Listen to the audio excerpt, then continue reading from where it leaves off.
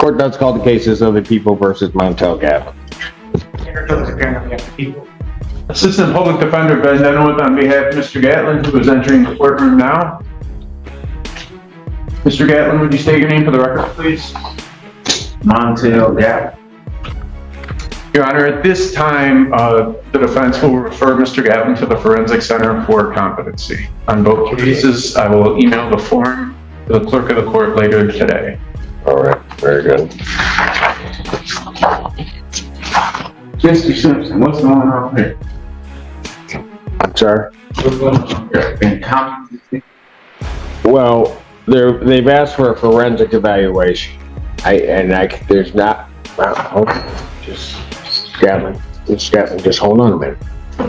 I can't, when it's requested by counsel, there's really not a lot I can do except to do the referral. Okay. A forensics on what? Likely for competency and criminal responsibility.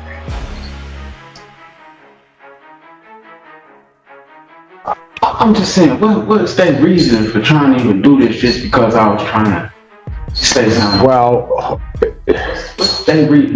no. I don't. Okay, so I'm not privy by design to all of the conversation that you have with counsel. You have conversations with counsel. And still state what I wanted to state on record. And I'm gonna tell you something, Mr. Gatlin. That would. I just hold on a second. I don't know that would not only be a wise decision for you to come out and start stating stuff, but would also make me a bit concerned as to whether or not you understand the nature and objects of the proceedings. That is why I stopped it where I did the first time. And you're still in, and you're still in the same spot. And so your counsel has come out, they've asked for that. In a tense courtroom filled with anticipation, Montel Gatlin stands accused, his name resonating through the halls of justice. A composed yet resolute public defender steps forward, requesting a forensic evaluation, signaling that deeper issues may be at play. As confusion flickers across the room like a bruise forming beneath the surface, the judge pauses the proceedings, not merely to clarify language, but to confront the deeper question of what's truly at stake in this moment. Proceed to their request because they've made the request. So, set a competency hearing date for September 9th. September 9th, 2025, 9 a.m. Mr. Simpson, go ahead. Go ahead. So you telling me they pushing my next court date all the way to September just because I wanted to come in here and take accountability? No, I don't know. No, I don't think you should look at it that way because the two aren't necessarily connected that way. They're not trying to push your case. The problem, Mr. Gatlin, is you're trying to do things that may not be in your best interest. It's in my best interest. No, it is not. That is why that is why I stopped the proceedings when I did. It was clear to me that what you were trying to do was not part of the process and may very well be against your interest to just take accountability. Gel remains silent, but the tension in the courtroom is deafening. Gavin's intent is unmistakable. He seeks accountability, but just as his momentum builds, the court intervenes. It's not in your best interest, they warn, reducing his truth to mere recklessness. A man tries to speak, to be heard, yet the system, mechanical, detached, and unfeeling, advances the calendar, not the human being. It's clear you don't understand how this works. I'm being charged with charges, and I was clearly just trying to take accountability for my charges. And accountability can happen, but it doesn't mean that you load yourself up with everything that's there, which is what you were trying to do. And hold on, no, hold on.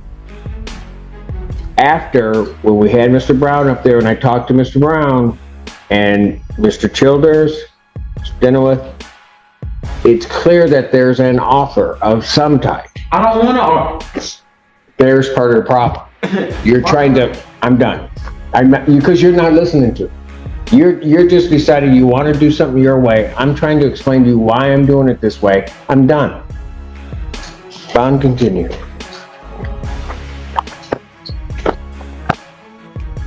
That was September 5, No. Nine.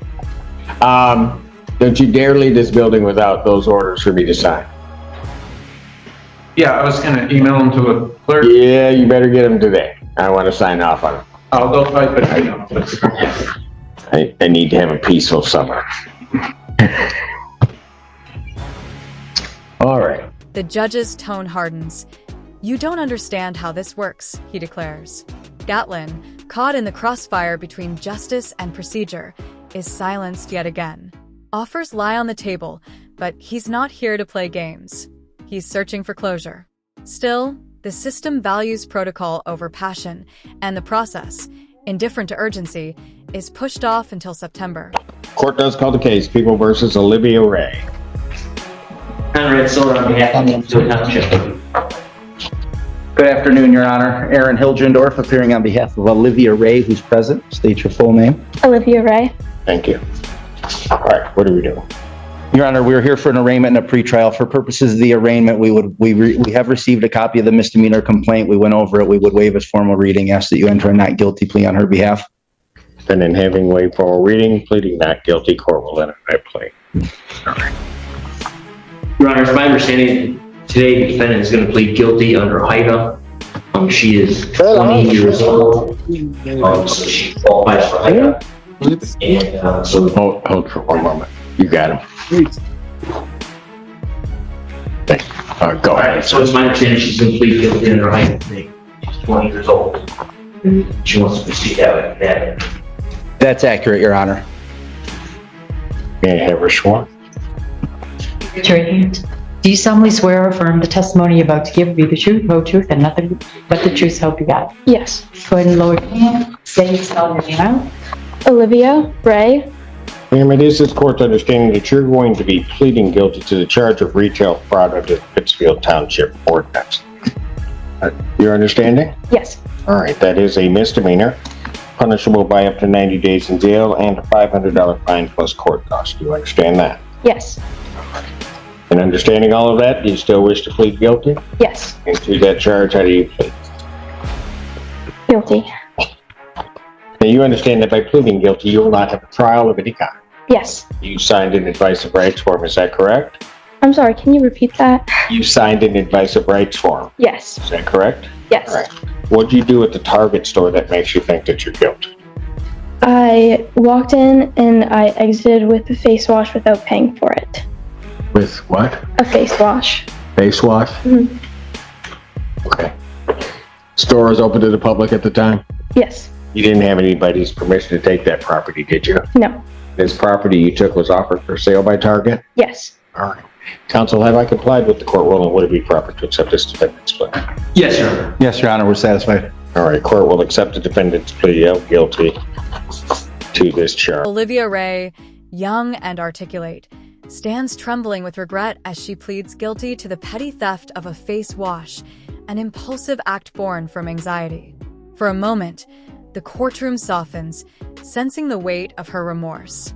Yet even the smallest guilt binds her to the unyielding machinery of justice, where a misdemeanor transforms into a lasting lesson. Defendant is referred to probation for pre-sentence investigation and report. Sentencing in this matter, June 25th at 9 a.m. That works. June 25th, 2025, 9 a.m. You haven't appeared before me, obviously, before. Are you in school?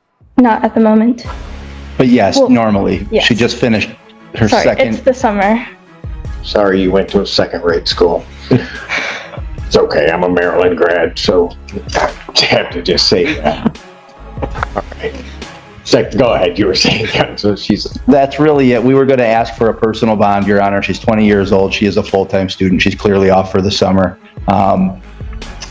She has taken this very seriously. Her parents were, her mom's here right now. Her dad was here this morning. We were mixed up on the time, but he was here and had to take off. But he did take off work and he was here.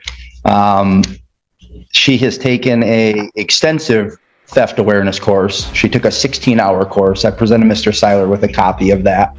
So based on that, I would ask for a personal bond, and then I got to notify you of one thing. Oh, actually, she has never mind. We'll be back before that. She has a wedding. Her uncle's getting married in Wisconsin, but that's going to be July 2nd. So we were going to ask for permission to leave the state for that. What are you studying? I'm an acting major. Did you graduate high school here? In Ann Arbor? No, sir. Where? I went to Interlochen Arts Academy. It's near Traverse City. I know where it is. Everybody thinks I just crawl from under a rock and just put on a robe and come in. I know where it is. So that tells me that there's a lot of talent there. Right? I hope so. Valedictorian. They know so. Right? So I'm sure your parents have probably asked you, what happened here?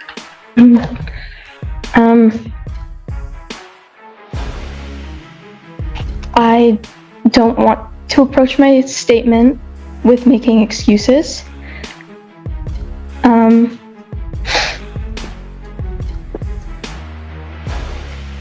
I have had anxiety since I was born, really, but I was diagnosed with it when I was in 6th grade. And Behind Olivia's tears lies more than guilt, it's fear. A future acting star momentarily undone by a single mistake. She's taken full responsibility, completed theft awareness training, and found support in her parents. Yet as the courtroom weighs her fate, the judge looks past the act itself. "You don't know how to steal," he observes, noting it wasn't criminal instinct, but desperation. Not malice, but humanity. was having a particularly difficult time, and I believe I just wasn't thinking and made a mistake. Been doing this a long time, and so when young people particularly appear before me, sometimes I'm trying to figure out, why are you here? And why do you think you got caught? I'll let you answer, and then I'll give you the answer. But why do you think you got caught? That's a hard question, isn't it? Yeah. But I'll tell you why I think you got caught. I don't think you were raised to be a criminal or a thief in any respect whatsoever. You don't know how to commit a crime. That's why you got caught. Okay? And the important thing for you, just take a little bit of time, because I can tell when you walked up here, you were nervous as all could be, right? There's this crazy guy named Simpson up here, and there's no telling what he'll do, right? I bet you were asking your attorney over and over, what's he like? What's he going to do? Right? I mean, no. No, you didn't ask you, but what'd you say? I Googled you. I'm not going to ask you what you found, right? You know, it's that day and age. If I want to know, I'm not asking my attorney. I'm just going to Google it. Whatever you do, and you still got to go through the sentencing process and everything else, but I think it's important. You just finished your second year. And out of all of this whole thing, people at times make a lot of mistakes, right? And what you can't do is let this define who you are. There's not a person in this room that hasn't made a mistake that if they could go back, they'd like to do something different, right? But it won't define who you are. Okay? You got that? You didn't expect to have this conversation, did you? No. You're not crying, are you? What's wrong? I just do when I get nervous. Am I making you nervous? Well, Well, what? I mean, the whole, not you particularly. Just the whole thing, right? Okay. You'll make it through all of this, all right? You just kind of walk it through. There'll be some things for you to do, but it looks like you and your family got a head start on a lot of stuff. And you'll make it through. At some point then later in life, you'll look back and you'll try to figure out why the heck I did that, and maybe even get a little bit of a chuckle out of it in some way. Okay. So what kind of arts do you do? Theater. You're a theater. Mhm. Really? So acting. Yeah. Probably good that you're with a bunch of lawyers. Seems all we do anyway, right? All right. Okay, young lady, you take care of yourself. All right? Okay, thank you, Your Honor. And you just want me to give you a copy of that certificate from her class at sentencing? Or would you like a copy? I have it. Well, I'll tell you what, on your way out, you can start the process. You can stop down at my probation department. They'll be on your left on the way down. And if you have a copy of the certificate, you could, if they'll take it right now, you can give it to them. Okay. Right now. All right. Okay. Thank All you. right. See you on the 25th. Yes, we will see you.